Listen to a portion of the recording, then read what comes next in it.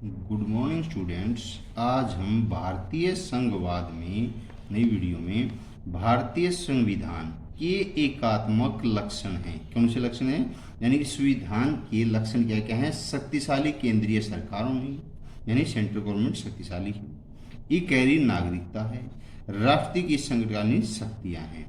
राज्य सूची का विषय नहीं है। राज्य सूची में जो विषय नहीं आता सीमा कर टैक्स, ये टैक्स जो सीमा का टैक्स है केंद्र सरकार का होता है, ये राज्य का नहीं है। तो राज्य का है जेल, पुलिस और न्याय। समवर्ती सूची का विषय है आर्थिक और सामाजिक नियोजन, समवर्ती सूची में शामिल है। यदि राज्य सरकार केंद्र के निर्देशों का पालन न करे तो संविधान के किस अनुच्छेद के अंतर्गत कार्रवाई की जाएगी?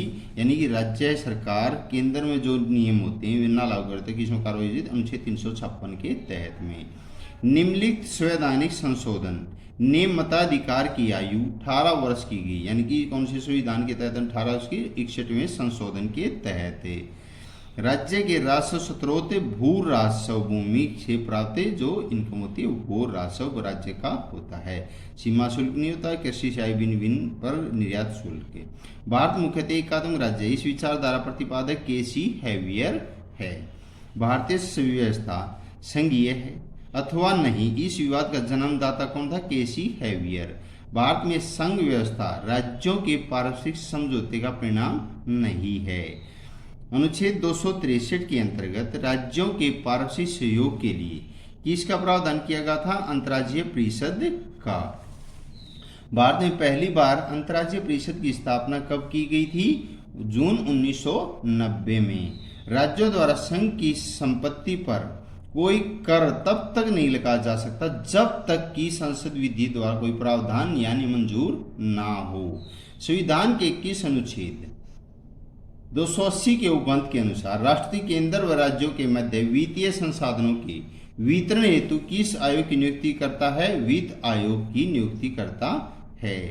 संविधान द्वारा भारत में शक्तिशाली केंद्र की स्थापना का प्रमुख उद्देश्य क्या था? भारत की एकता और अखंडता को बनाए रखना। कौन सा आयोग संविधानोत्तर है? योजना आयोग, जिसे अब क्या कहते हैं? नीति आयोग कहते हैं। उसका अध्यक्ष कौन था? प्रधानमंत्री। राजमन्नार समिति की मुख्य सिफारिश क्या थी? अंतर्राज्यीय परिषद की स्थापना की जानी चाहिए। समवर्ती सूची में कम से कम विषय रखे जाएं।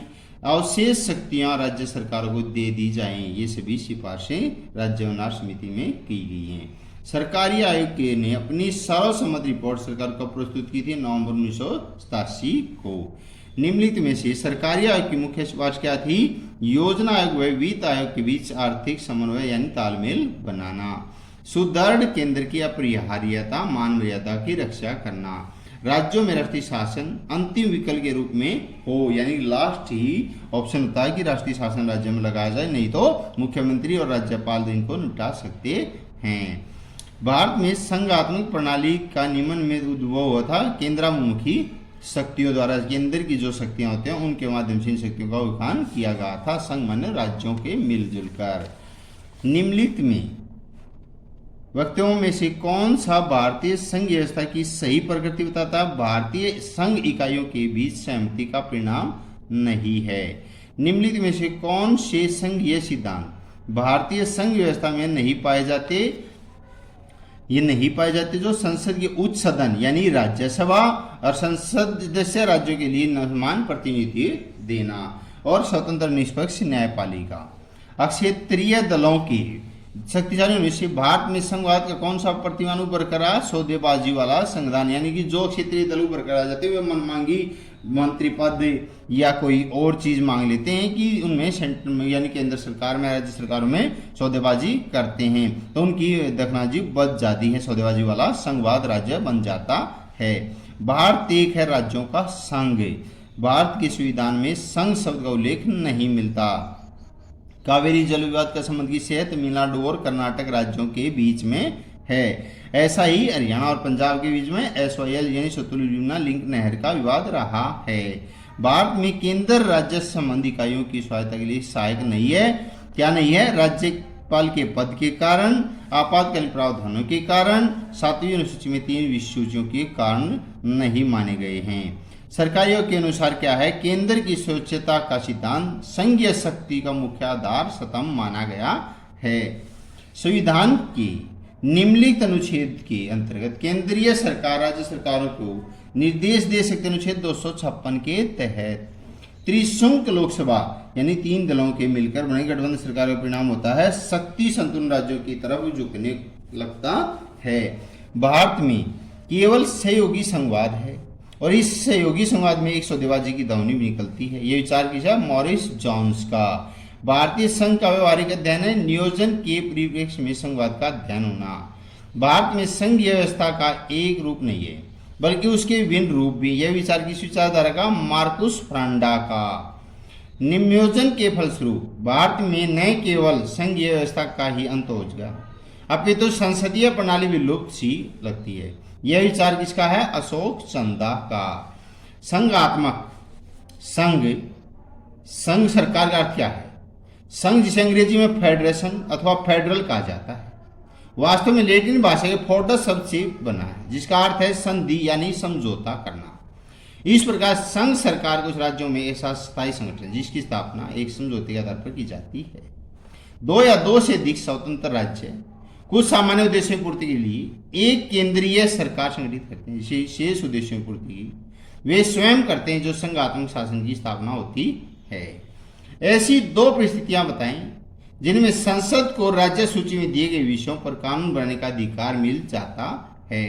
संकटकालीन स्थिति की घोषणा होने पर यदि राज्यसभा अपने 2/3 बहुमत से राज्य सूची में दिए गए विषयों पर राष्ट्रीय महत्व घोषित कर सकती है। संघीय सरकार की आय के 3 साधन है। सीमा शुल्क टैक्स यानी कि एक सीमा से दूसरी सीमा को रहता है उस पर टैक्स लगना। निर्यात आना और जाना जो माल होता है जो हमें निर्यात किया जाता है जो बेचा जाता है उस पर भी टैक्स होता है। उत्पादन जितना हुआ है उस पर भी टैक्स लगता है। राज्य सरकारों की आय के साधन क्या है? भू राजस्व भूमि पर जो टैक्स था। कृषि आय पर बिक्री कर मनोरंजन कर यानी कोई भी साधन हम सामान बेचते हैं देखते हैं मनोरंजन के साधन है सभी पर टैक्स लगता है। शक्तियों के विभाजन की 3 सूचियों में कितने विषय रखे गए? संघीय सूची में 97 विषय, राज्य सूची 66 विषय, समवर्ती सूची 47 विषय यानी अब 40 विषय हैं। भारतीय संघ में कुल कितने राज्य संघीय क्षेत्र? भारतीय संघ में 29 राज्य 29 नहीं अब 28 राज्य हो चुके हैं। अब संघीय क्षेत्र 8 संघीय क्षेत्र हैं जो एक दिल्ली भी राष्ट्रीय क्षेत्र एनसीआर नेशनल कैपिटल रीजन का नाम दिया गया है। एनसीआर बोलते हैं नेशनल कैपिटल रीजन का नाम दिया गया है। समवर्ती सूची में दिए गए विषयों के संबंध में कानून बनाने की शक्ति किसके पास है? समवर्ती सूची में दिए गए विषयों पर संसद और राज्य दोनों कानून बनाने का अधिकार है। दोनों द्वारा परस्पर विरोधी कानून बनाने की स्थिति में संसद और बनाएगा कानून लागू होगा। अवशिष्ट शक्ति किसी अवशिष्ट शक्तियों में विषय जिनका आवंटित सूची संघ सूची राज्य सूची समवर्ती सूची में किसी में भी नहीं किया गया है। धन्यवाद।